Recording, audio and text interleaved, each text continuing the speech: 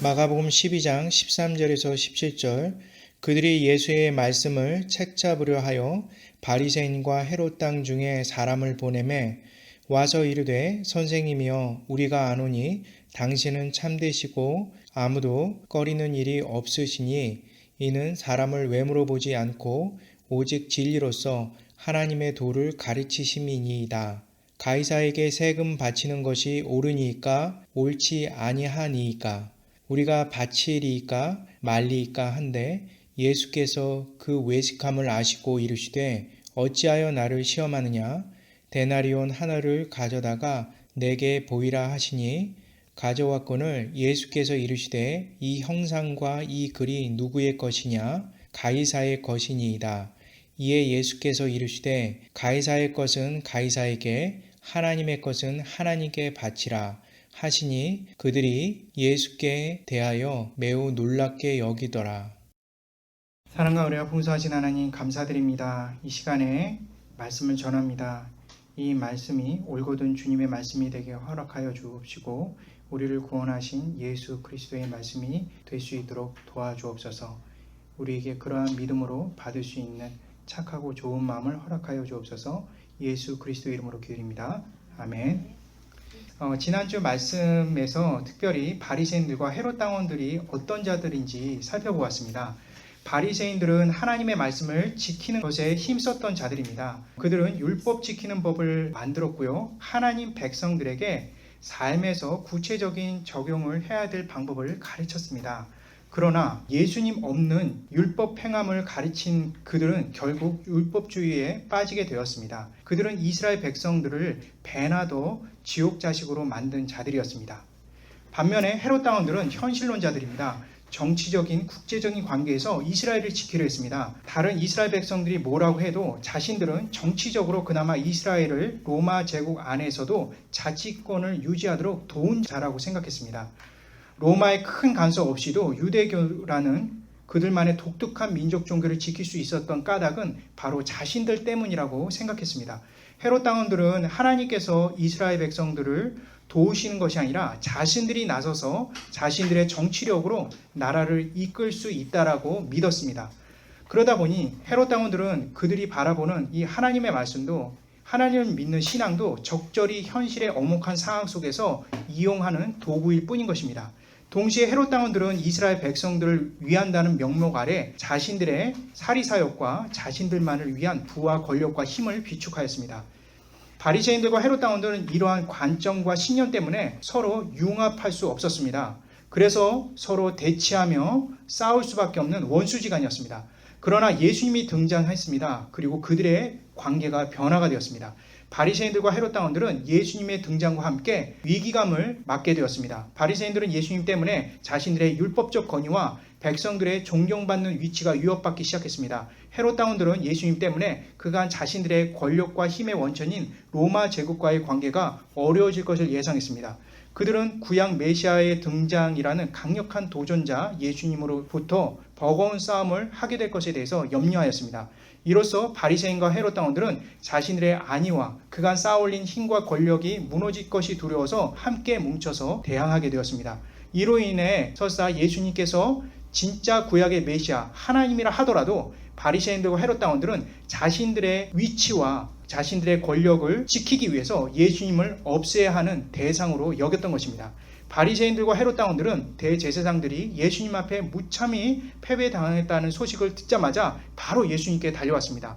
그리고 이 바리새인들과 헤롯 당원들은 대제사장들이 갖고 있는 방법과 전혀 다른 방법으로 접근하였습니다.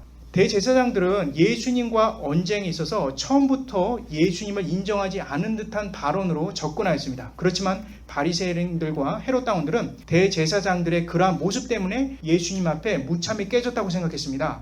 다시 말해서 바리새인들과 헤롯 당원들은 대제사장이 예수님을 속여야 하는데 속이지 못하고 그 속내를 다 드러냈기 때문에 패배했다고 생각을 한 것이죠.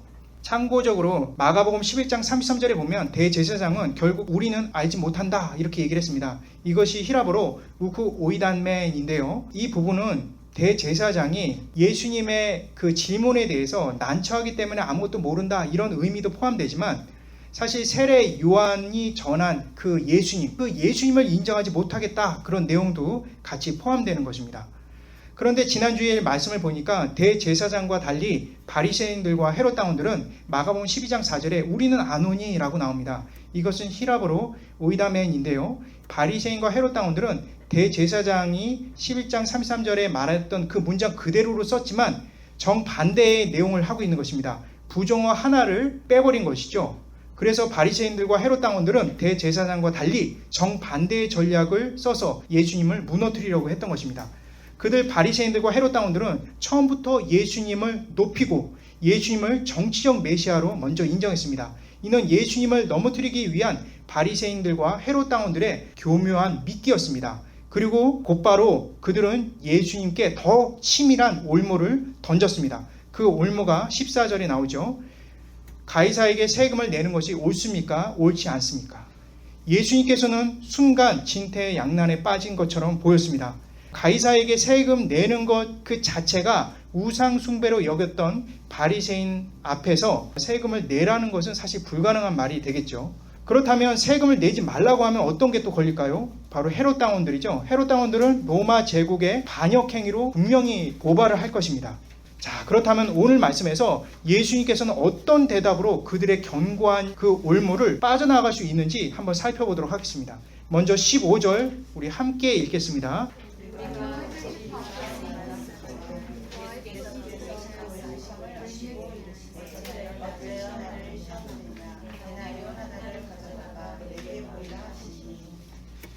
이 말씀 이제 해석하기 전에 제가 지난주 말씀했던 것 중에 수정할 부분이 좀 있습니다. 지난주 말씀 전한 것 중에 제가 배경적인 얘기를 했는데요. 오해가 될 만한 것 두 가지 내용이 있습니다. 그것에 대해서 좀 수정하고 넘어가도록 하겠습니다.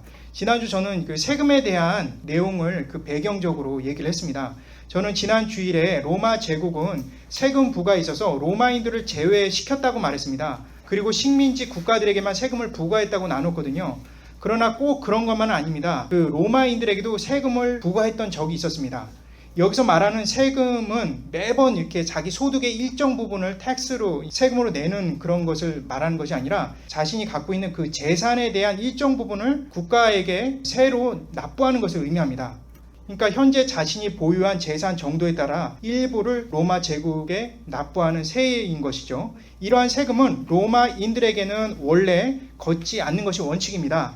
그렇지만 로마 제국이 있었던 전 기간 동안 모두 적용됐던 것은 아닙니다. 일부 로마 황제들 중에는 자신들의 국민에게도 똑같은 재산에 대한 세를 부과한 사람들이 있습니다. 물론 그렇다고 해서 그것이 식민지 국민들과 동일한 금액으로 부담시켰던 것은 아닙니다. 따라서 로마인들 역시 재산세를 냈던 때가 있었다는 것을 기억하시기 바랍니다. 두 번째로 제가 지난 주일 말씀을 전할 때 로마 제국에서 그 세금을 식민지 국가들에게 부과할 때 그렇게 불합리하게 책정하지는 않았다, 이렇게 얘기를 했습니다. 그러나 그것은 이전 다른 제국들에 비교해서 비교적 합리적이라는 얘기지 결코 로마 제국의 그 책정한 식민지에 있는 사람들에게 부과한 그 세금이 아주 가벼웠다는 것은 아닙니다. 이러한 두 가지 부분을 좀 수정을 좀 하고 말씀을 보려고 합니다. 오늘 이제 15절 그 본문에 보면은요, 지난주 말씀에 이어서 중요한 사실을 알 수 있는 힌트가 주어집니다. 여기서 중요한 사실이란 바로 뭐냐면, 과연 예수님께서는 바리새인들과 헤롯 당원들의 미끼에 빠졌을까 하는 그런 내용입니다. 지난주 설교 때 마가복음 12장 14절에 바리새인들과 헤롯 당원들이 예수님의 마음을 부추기고 정치적 메시아를 인정하는 듯한 발언을 하였다고 했습니다.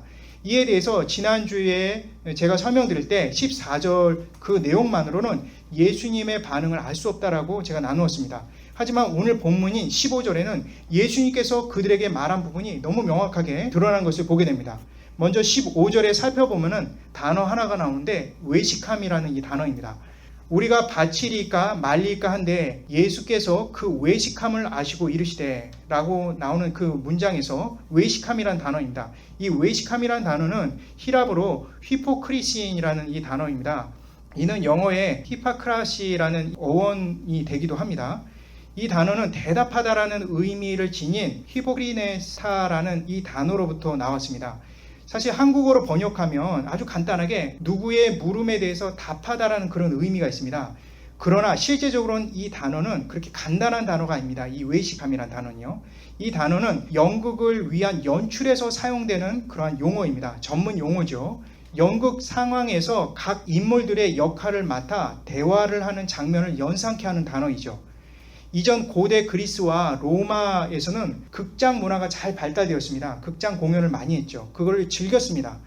그러한 공연에서 뛰어난 배우가 여럿이 나와서 그런 공연하는 것은 흔했습니다. 하지만 당대에도 아주 특별한 공연이 있었는데 그 특별한 공연에는 단 한 명이 나와서 여러 배역의 역할을 공연장에서 하는 것입니다. 이런 배우일 경우에는 아주 역량이 굉장히 큰 그런 배우겠죠. 당시 진짜 엄청난 인기를 지닌 배우일수록 그 극 중에 수많은 역할을 감당했다고 합니다. 그러니까 1인 다역을 한다는 것이죠.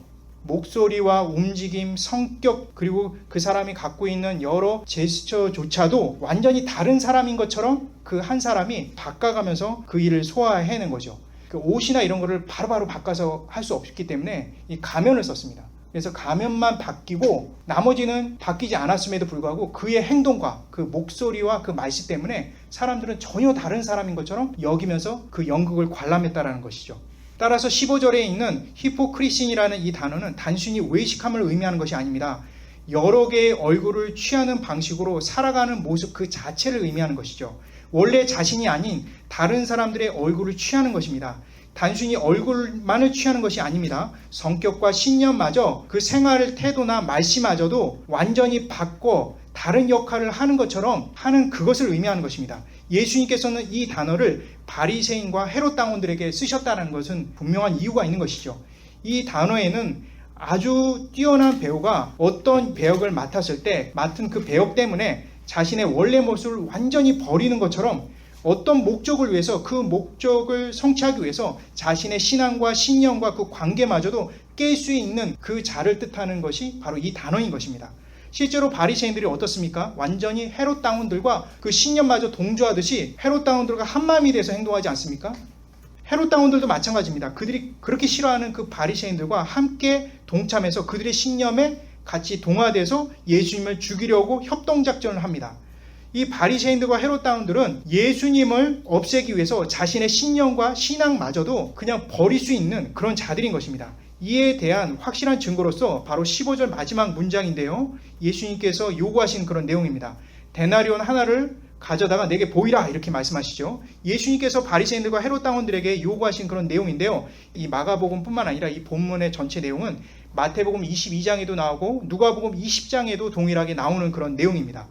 그러나 유일하게 마가복음 12장 15절에만 데나리온 하나를 가져고 내게 보이라 이렇게 말씀하십니다. 이 보이다라는 단어는 굉장히 중요한 단어로 여기서 사용되어 있습니다. 이것은 히랍어로 이도인데요. 나에게 가져오라라는 단어 페레테 모이와 함께 합하게 되면 수거가 됩니다. 즉 이 본문에 나오는 그 내용을 이렇게 적용해서 해석하자면 이렇습니다. 너희는 데나리온이라는 화폐를 만지고 본 후에 확실히 데나리온인지 확인하고서 내게 증명하여 보이라 이런 얘기하는 것입니다.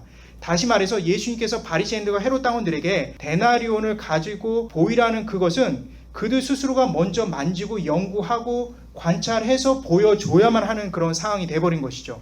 지난 주일에 나눴듯이 바리새인들은 데나리온을 세금으로 내는 것 자체가 우상숭배로 여겼습니다. 따라서 바리새인들에게 있어서 데나리온을 만지는 것 그리고 보는 것조차가 금지되었습니다. 그런데 16절에 보니까 그들은 데나리온을 예수님께 보이라고 예수님께서 그들에게 이제 요구를 하신 거죠. 바리새인들과 헤롯 당원들이 먼저 만지고 확인을 해야 될 텐데 물론 이제 거기 옆에 있는 헤롯 당원들이 먼저 이렇게 가져오고 이렇게 만질 수는 있습니다. 하지만 예수님이 보는 앞에서 바리새인들도 같이 협조해서 그걸 보고 확인하는 그런 모습을 보이지 않고 자기는 이렇게 눈을 가리고 말할 수 있는 상황이 아닙니다.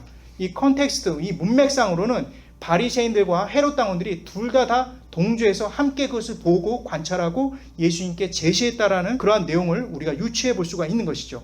이런 상황들을 보게 되면은 바리새인들은 자신들이 말하는 우상 숭배조차도 예수님을 넘어뜨리고 죽이기 위해서라면 무엇이든 가능한 자들이라는 것을 알 수가 있는 것입니다. 바리새인들은 한평생 목숨과 같이 율법조차도 예수님에 대한 분노 때문에 어길 수 있는 것입니다. 그들이 세운 율법주의가 결국은 하나님을 위한 것이 아니라 자신들의 편의를 위해서 얼마든지 바꿀 수 있는 것이라는 것을 알려주고 있는 것이죠. 그것은 바리새인들의 문제만은 아니죠. 헤롯 당원들도 마찬가지입니다. 이들 바리새인들과 헤롯 당원들은 말로만 하나님을 위한다 또는 이스라엘 백성들을 위한다 하지만 실제로는 하나님에 대한 믿음도 없고 하나님께서 세우신 이스라엘에 대한 그런 마음도 없다는 것을 증명해주고 있는 것입니다. 예수님께서 이들의 모든 악함을 모르실까요? 아시고 계셨습니다. 15절에 보니까 예수님께서 그 외식함을 아시고 이르시되 라고 나옵니다. 이 아시고 이르시되 라는 이 단어는 히라보로 에이도스입니다. 에이도스는 원형이 오이다인데 이것은 보다 알다라는 그러한 단순한 그런 뜻이 있습니다. 하지만 이 컨텍스트, 이 문맥상으로는 전혀 다른 의미가 같이 포함되어 있습니다. 그것은 그 근본 원리를 완전히 파악하다 이런 내용이 그 안에 포함되어 있습니다. 예수님께서는 바리새인들과 헤롯 당원들이 그 전 과정을 이미 파악하고 있다는 것을 알려주고 있는 것입니다. 연극 배우처럼 그들이 꾸며대는 그 표정이 가짜이고 그들의 말이 가짜라는 것을 알고 계셨습니다. 그러나 더 근본적으로 그들이 왜 이런 행동을 하는지, 왜 이런 계략을 짜고 있는지 전부를 파악하고 있다는 것을 알 수가 있는 것입니다. 예수님께서는 하나님이심으로 전능하시기 때문에 분명히 아실 것입니다. 그러나 더 중요한 것이 있는데요. 그것은 바리새인과 헤롯 당원들이 던진 그 미끼 자체가 예수님께 전혀 통할 수 없는 미끼라는 것입니다. 사자에게 배고프지 하면서 이렇게 풀을 주면은 사자가 그 풀 먹습니까? 안 먹죠. 사자는 고기를 먹고 사는데 그런 것처럼 예수님께 이 미끼가 될 만한 것을 던졌어야 되는데 전혀 미끼가 되지 않는다는 거죠. 지난주에 제가 미끼가 갖고 있는 이중적 의미와 그 계략에 대해서 나누었습니다. 먼저 겉으로 보이는 그 미끼의 의미와 그 계략은 예수님을 부추겨서 허망된 마음으로 그 꿈을 품게 만들기 위한 것이 겉으로 보이는 계략과 그것에 대한 의미이고요. 속의 진의, 진짜 의미는 예수님을 정치적 메시아라고 인정하는 듯한 발언을 하는 것입니다. 그래서 예수님께서 앞으로 자신이 왕권에 대한 기대를 품게 만들어서 아무 말이나 막 할 수 있게끔 그렇게 막 하는 것이죠. 그런데 이것은 예수님의 인격과 사역에 대해서 전혀 이해하지 못하기 때문에 나온 부분이죠. 예수님은 사실 그들의 표면적으로 세운 그 계략, 그 의미 자체에 부추겨질 뿐이 아닙니다. 우주의 창조자 되시며 하나님이신 예수님께서 피조물처럼 허황된 마음을 품는다는 것은 그냥 코미디일 뿐인 것이죠. 모든 것이 예수님의 것인데 어떤 허황된 마음을 품고 어떤 상상을 한다라는 그 자체가 이유가 되겠습니까? 또한 예수님의 사역은 정치적인 메시아가 아니었습니다. 처음부터. 구약의 메시아는 우리 죄를 대속하기 위해서 우리를 구원하시기 위해서 자신을 버리는 메시아인 것이죠. 이러한 메시아에 대한 모습은 제자들과 무리들조차도 이해하지 못했습니다. 결국 바리새인들과 그 헤롯 당원들은 가장 중요한 문제, 바로 예수님에 대해서 전혀 모르고 있었다는 것이죠. 예수님의 인격과 사역에 대해서 전혀 이해하지 못했습니다. 그래서 그들이 던진 미끼가 전혀 쓸모없는 미끼가 되어버린 것입니다. 더 중요한 문제는 어디 있느냐? 아무것도 모르는 그들은 자기 중심적으로 생각해서 가장 뛰어나다고 생각하는 그 방법, 그 미끼가 가장 좋은 미끼라고 생각해서 던졌다는 것입니다. 그들은 자신들의 주제 파악을 전혀 못하고 있었던 것이죠. 결국 예수님께서 그들 바리새인들과 헤롯 당원들에게 어찌하여 나를 시험하느냐 물으신 것입니다. 이미 너희들 그 마음 다 알거든. 이 사탄 같은 놈들아, 나한테 그런 거 통할 것 같으니? 이렇게 얘기를 하시는 겁니다. 그렇다면 이렇게 이들 바리새인들과 헤롯 당원들의 그러한 진상을 정확하게 파악하신 그 예수님께서 어떤 반격으로 마무리를 지으실지 한번 살펴보도록 하겠습니다. 16절에서 17절 말씀 우리 한 목소리로 읽겠습니다. 가져왔거든 예수께서 이르시되 이 형상과 이 글이 누구의 것이니 이르시되 가이사의 것이니이다.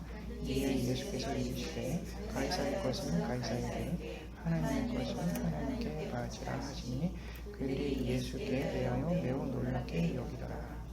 바리새인들과 헤롯 당원들은 예수님께서 시킨 대로 데나리온을 가져왔습니다. 이것은 바리새인들에게 아주 치명적인 죄악이지만 예수님만 쓰러뜨릴 수 있다면 모든 것이 용서가 되는 것이죠. 그리고 이어지는 예수님의 말씀이 바로 17절의 핵심적인 내용인데 가이사의 것은 가이사에게 하나님의 것은 하나님께 바치라 이렇게 나옵니다. 이 내용에 대해서 많은 글들과 설교들과 그리고 강론들이 있는데요. 그것들이 다 이렇게 제각기 다른 목소리를 냅니다. 먼저 대략적으로 크게 두 가지로 이 부분에 대해서 해석을 하는데 하나는 정치적 사회적 내용으로 연결지어 해석을 합니다. 세속 나라에게 세금을 정당하게 내라 이렇게 이제 해석을 하는 그러한 내용도 있고요. 또 한 경우는 정교 분리를 시켜라. 국가와 교회는 이렇게 분리돼야 된다. 이게 바로 예수님 말씀은 바로 그 말씀이다. 그렇게 얘기를 하기도 합니다. 그렇지만 저는 성경 외적으로 연결된 그 해석보다는 이 문장 자체만으로도 큰 의미가 있다고 생각이 됩니다. 다시 말해서 저는 성경 안에 있는 문맥을 제대로 파악했을 때 이해할 수 있는 그런 말씀이라고 생각이 됩니다. 예수님께서 말씀하신 이 가이사의 것은 가이사에게, 하나님의 것은 하나님께 바치라라는 이 문장은 지난 주일처럼 이중적인 의미를 담고 있습니다. 물론 지난주에는 표면적인 의미와 그 내적 진의의 의미가 이중적인 의미를 담고 있습니다. 이번 주는 그런 식으로 나눠지는 게 아니라 바로 접속사 그 하나에 의해서 두 가지 의미로 나눠집니다. 예수님께서 제시하신 말씀을 다시 한번 살펴보겠습니다. 가이사의 것은 가이사에게, 그 다음에 하나님의 것은 하나님께 바쳐라, 이렇게 나옵니다. 이게 한글 성경에서는 가이사의 것은 가이사에게와 하나님의 것은 하나님에게가 두 개가 이렇게 나눠져 있는데 그 사이에 접속사가 없습니다.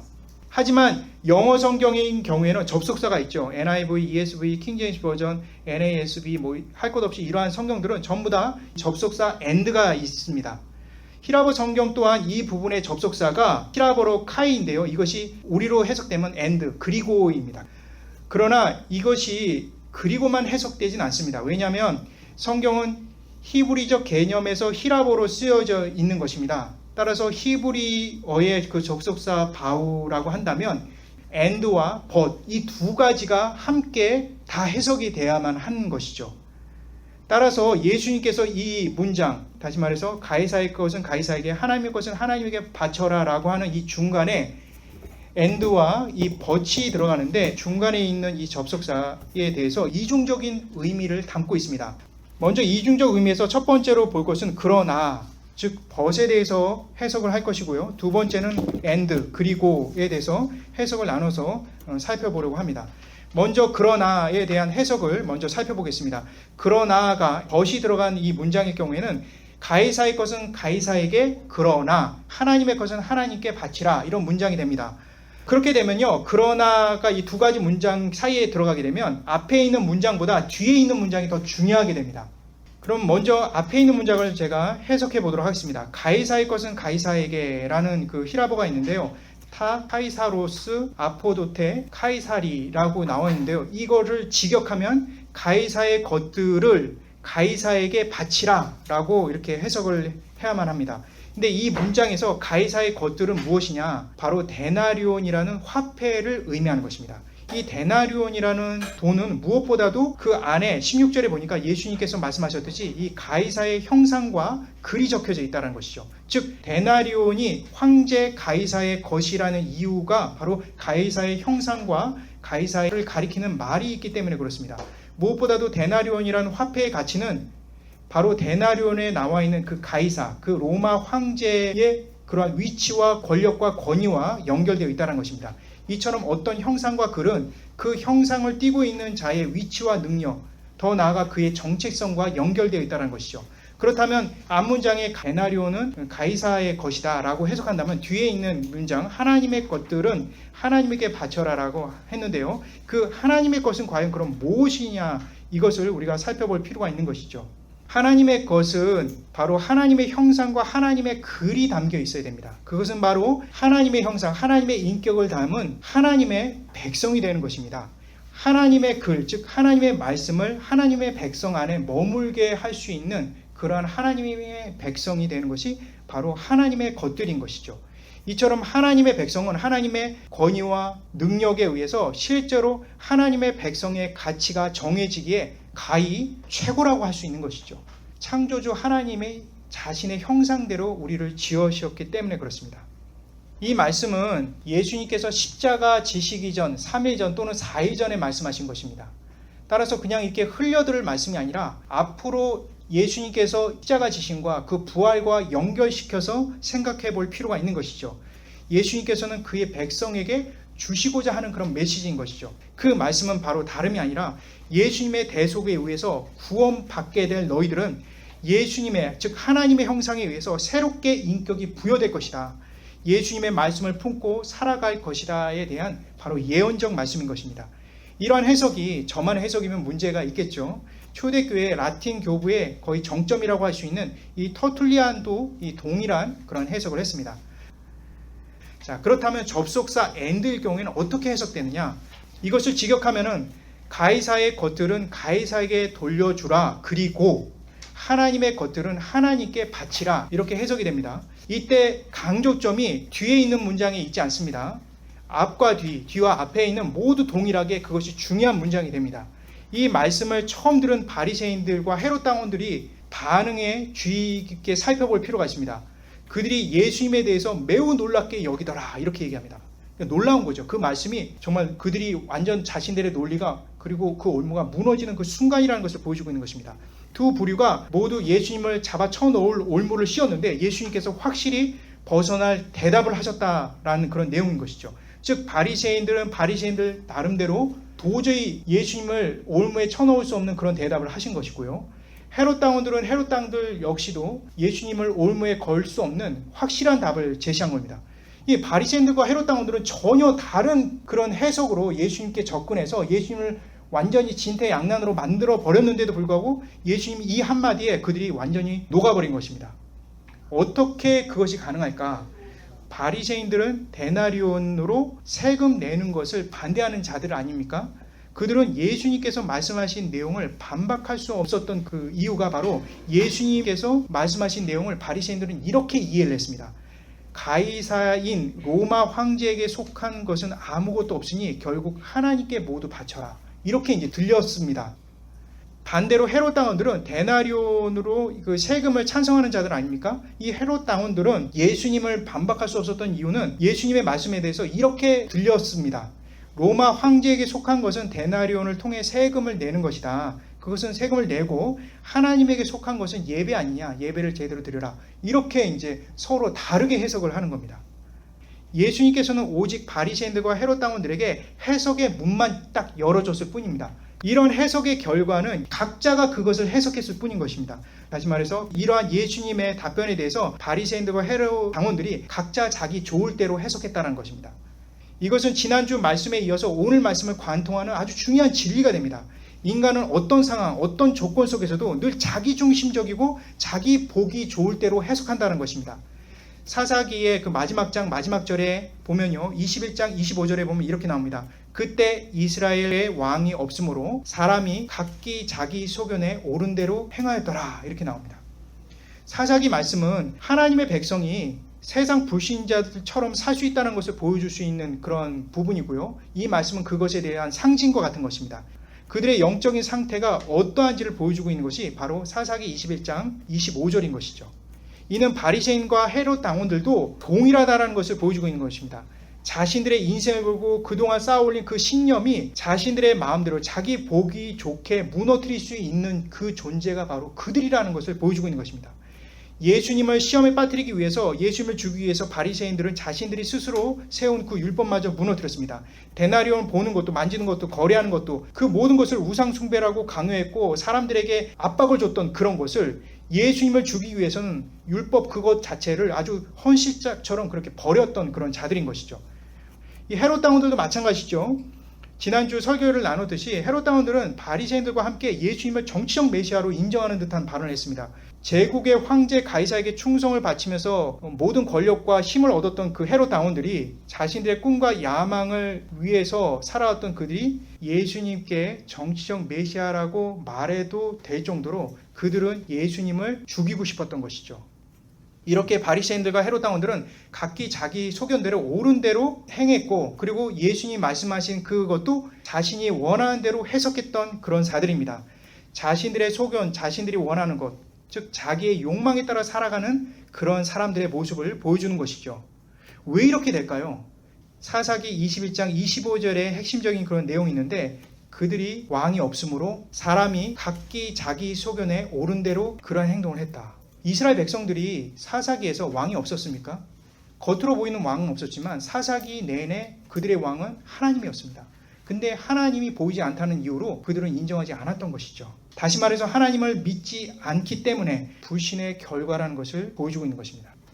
따라서 이 그리고라는 접속사와 연결되어 있는 그 핵심적인 내용은 각자 자기중심적으로 자기 원하는 대로 해석하는 그 답을 그들 스스로가 얻었기 때문에 결국 바리새인들과 헤롯 당원들을 통해서 우리는 죄의 근본적인 실체를 알아야만 합니다. 죄의 근본적인 실체는 바로 우리는 지독하게도 자기중심적이라는 것이죠. 그것은 바로 하나님을 믿지 않는 불신의 결과라는 것을 보여주고 있는 것입니다. 말씀을 마치려고 합니다. 오늘 말씀은 지난주의 말씀에 이어진 말씀입니다. 지난주 말씀에 바리새인과 해독당원들은 양극단에 서 있는 두 가지 성향을 가진 사람들이었습니다. 그들은 절대로 뭉칠 수 없는 자들입니다. 그런데 예수님을 공격하기 위해서 그들이 함께 협조하고 뭉쳤습니다. 절대로 협력할 수 없는 그들이 결국 뭉쳤다는 것은 양극단에 있는 인간들조차도 바로 죄의 경향성은 같다는 것을 보여주고 있는 것이죠. 바리새인들처럼 자신들의 신념에 열심을 내고 열심히 말씀을 지키고 열심히 노력하는 신앙인들조차도 결국 예수님을 믿지 못한다면 아무 소용이 없다는 것이고, 헤롯 당원들처럼 적절히 타협하고 세상에 지혜롭게 살아가며 신앙생활하는 자들도 역시 지혜로운 신앙생활을 하는 것이 아니라 불신의 결과에 나오는 현상이라는 것을 우리는 알 수 있습니다. 결국 교회에서 예수님께 대한 그 믿음 없는 그 열심은 다른 이들을 압박하고 차별하며 정죄하는 결과를 낳게 되고, 자신들 역시도 허탈한 마음에 빠져서 죄의 참상을 겪게 되는 것입니다. 또한 예수님에 대한 믿음 없이 교회도 적절히, 세상도 적절히 나와 내 가족을 위해서만 살겠다라는 그 생각 자체도 어느 곳에도 만족함 없이 허무함으로 인해서, 공허함으로 인해서 죄의 정점을 겪게 된다는 것입니다. 이러한 양극단의 모습은 오늘 말씀을 통해 살펴보았듯이 각자 자기 소견대로 옳은 대로 살아가는 인간의 죄악된 모습인 것입니다. 다시 말해서 하나님을 믿지 않기 때문에, 하나님을 주인으로 모시지 않기 때문에, 하나님을 구원자로 여기지 않기 때문에, 우리 예수 그리스도를 하나님으로 인정하지 않기 때문에 이러한 죄악을 저지르는 것입니다. 이를 위해서는 우리는 하나님의 말씀에 비추어서 지혜가 필요한 것이죠. 주께 기도드려야만 합니다. 주님께서는 반드시 그 기도에 대해서 응답하시고 은혜 주실 것입니다. 데나리온의 가치가 로마 황제의 권력에 있다면 바로 저와 여러분의 가치는 어디에 있습니까? 우리 주 예수 그리스도, 우주의 창조자 되시며 나의 구원자 되신 예수님의 권능이 있다는 것을 반드시 기억해 주시기 바랍니다.